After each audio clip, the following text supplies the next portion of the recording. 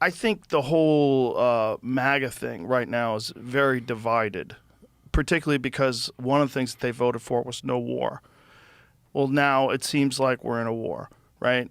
So, and it's quick. We're 6 months in, and that's already popped off. And then people are very concerned with now what happens to our troops overseas that are in these bases, that are in vulnerable positions, and what happens with, I mean, there's supposedly documented terror cells that got in through the open border over the last 4 years. So what happens now in America? What happens on American soil? Sure.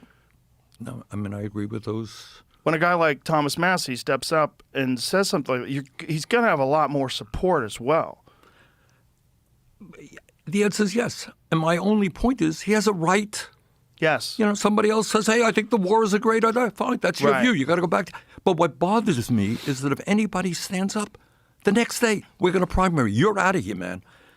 And that's the Republicans. Let me talk about the Democrats for a moment, okay? And I don't even know your views on this, so you may disagree with me.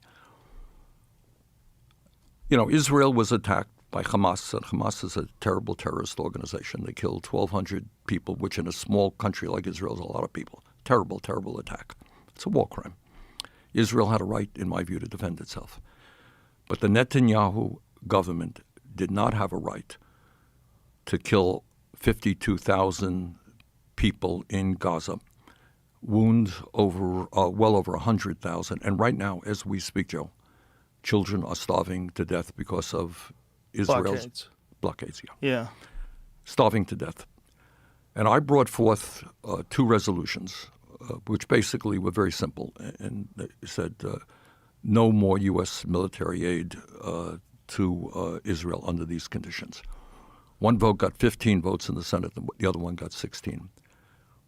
Do you think that members of the Senate do not know what's going on in Gaza? The kids are starving to death. The innocent people are being shot down right and left. They know it. Why do you think I couldn't get more votes? They wouldn't vote against Israel. Right. It's political suicide. Now you're talking. Right. All right. So in the Republican side, you have moneyed interests saying you speak up against Trump, you're out of here. In the Democratic side, you speak up against the Netanyahu government, you're out of here as well. And they have been successful. You have super PACs like AIPAC spending a fortune. You stand, and they have already knocked off a number of members of Congress, good members of Congress, and they will do it again.